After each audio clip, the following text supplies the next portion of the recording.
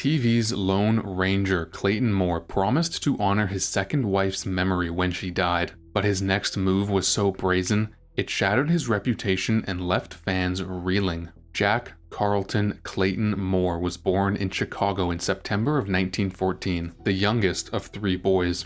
Before he donned his domino mask and saddled up for justice, Moore was just another Midwestern kid. His inauspicious origins, however, did not mean that his childhood wasn't still exciting. In the decades to come, Moore would make a name for himself performing dangerous stunts and beating up the bad guys. But his father was more of a desk jockey than an outlaw wrangler. A real estate broker from New York, Charles Moore kept the family firmly rooted in big city life and comfort. Even though he became synonymous with the Wild West, Moore didn't grow up roughing it at all. His household was prosperous enough to employ its own kind of posse, a live-in maid. And from the sounds of it, Moore was quite a handful. By the time he was 8 years old, Moore was already hinting at the kind of life he was going to live. While most of his peers were climbing trees, he was flying through tents. Moore joined the circus as a pint-sized acrobat, setting the stage for the stunts and showmanship that would define his career on the silver screen. Even before then, however, he was still a world-class talent. Moore first showcased his superior athleticism on the world stage. His trapeze act dazzled audiences from all over the world, getting him noticed in more ways than one. Long before he became the Lone Ranger, Moore was already turning heads with a different kind of six-shooter. With a chiseled jaw and classic all-American looks, he landed modeling gigs with John Robert Powers, a top agency. And by his late teens, Moore was ready to do more than just strike a pose. He wanted to strike out. So, in the late 1930s, he picked up and moved off to Hollywood. With his perfect features and acrobatic prowess, Hollywood quickly realized what they had on their hands: a stuntman. Up until he moved to Hollywood, Moore had simply gone by his birth name, Jack Carlton, but that didn't exactly have the kind of ring to it that would make for a Western star. It was the producer Edward Small who suggested that Moore adopt something snappier. Thus, Clayton Moore was born, and just in time for his silver screen debut. Following his name change, Moore started landing roles beyond a spry stuntman. In the ensuing months and years, Moore earned his Hollywood stripes in the B-movie trenches, wrangling roles in westerns and low-budget cliffhangers. Slowly, Moore's career went from a gentle trot to a steady gallop, and so did his love life. In August of 1940, he married Mary M. Francis in Las Vegas, Nevada. From the sounds of it, the wedding was as fun as a good rodeo, but the marriage would be a different story. Despite the theatrical start, Moore's first marriage didn't last long. The details are hard to come by, but just 2 years after saying "I do" in Vegas, he and Mary Francis were signing divorce papers. In 1943, shortly after his first marriage fell apart, Moore found love again. This time, he married Sally Allen in Arizona. The pair then adopted a daughter named Dawn, but he wasn't ready to ride off into the sunset quite yet. When World War II broke out, Moore knew he couldn't sit still, so he joined the US Army Air Forces, not as a pilot, but as an actor. He made training films like Target Invisible, starring alongside Arthur Kennedy and keeping morale high from the projection booth. This helped him land the role of a lifetime. Moore's turn as the masked hero in 1949's Ghost of Zorro was something of a breakout role for him, or at least the precursor to a breakout role. As the masked hero, Moore caught the attention of none other than George W. Trendle, businessman and producer. He just so happened to be looking for an actor to play another masked hero, the Lone Ranger. Moore's Lone Ranger wasn't supposed to be just another cowboy. He was meant to be an unstoppable force for justice. Billed as a mysterious former Texas Ranger, he patrolled the Wild West on the back of his trusted steed, Silver, with his friend and sidekick, Tonto. In the coming years, Moore wouldn't just portray the Lone Ranger, he would become him. The Lone Ranger had been a successful radio program before Moore ever came riding in. But when Trendle wanted to take the domino-masked, horseback riding hero to the TV screen, he never had any doubt. Moore was his man. Now, before they were legends together, Moore and Jay Silverheels who played Tonto in the Lone Ranger TV series, had actually worked together before. The pair had co-starred in The Cowboy and the Indians, demonstrating they already had the right chemistry to bring the show to life. But it was still a gamble. By the time that Moore and Silverheels rode onto TV screens across the country, westerns were among the most popular films. However, no one knew if the genre would take off on the small screen. The Lone Ranger was the first western series created specifically for television. With sprawling landscapes, daring stunts, and razor-sharp writing, The Lone Ranger turned Moore into a household name. Surprisingly, however, the show that changed westerns forever didn't require a big budget. According to Moore, each episode of the iconic series only cost $10,000. On that shoestring budget, Moore had to improvise more than he may have wanted to. Even with a show of his own, Moore was still a stuntman at heart.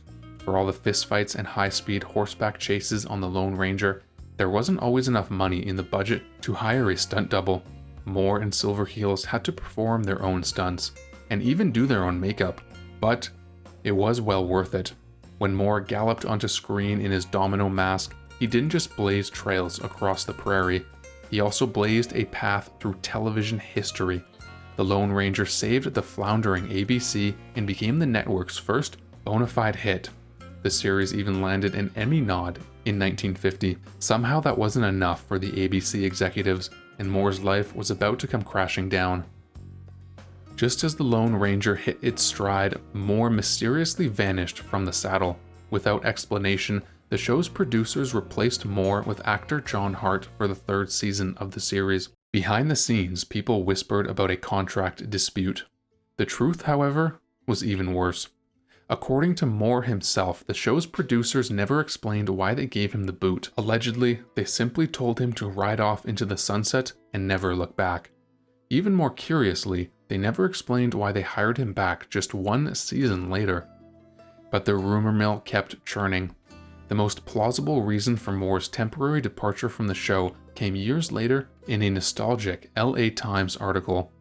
The writer casually mentioned that Moore had been let go over a contract dispute. Now, exactly what was in that contract might have shocked Lone Ranger fans. Despite the buzz around the LA Times article, the details around the nature of the contract dispute remained a mystery.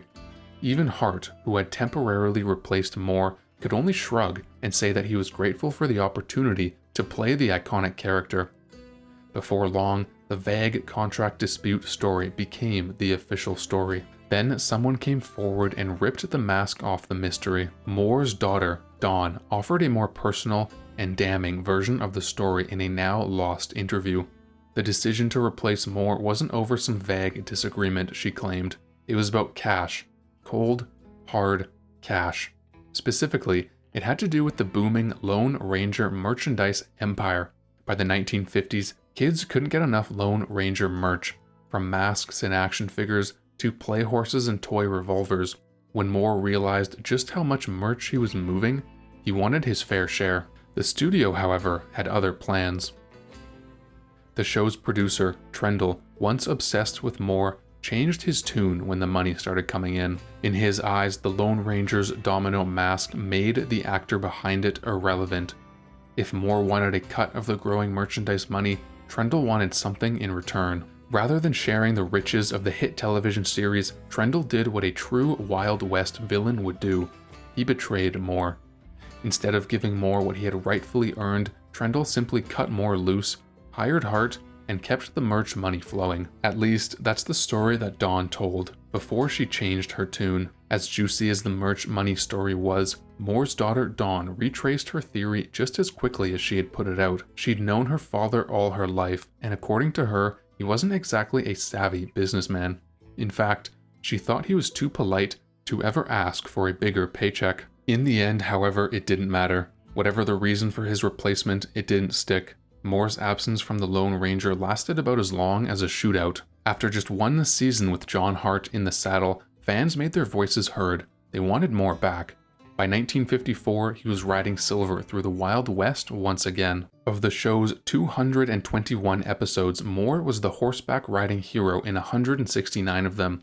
You might say he was the Lone Ranger. After the series ended, Moore could have hung up the mask for good, but he didn't. Instead, he spent the next 4 decades appearing as the Lone Ranger in commercials, parades, and public events.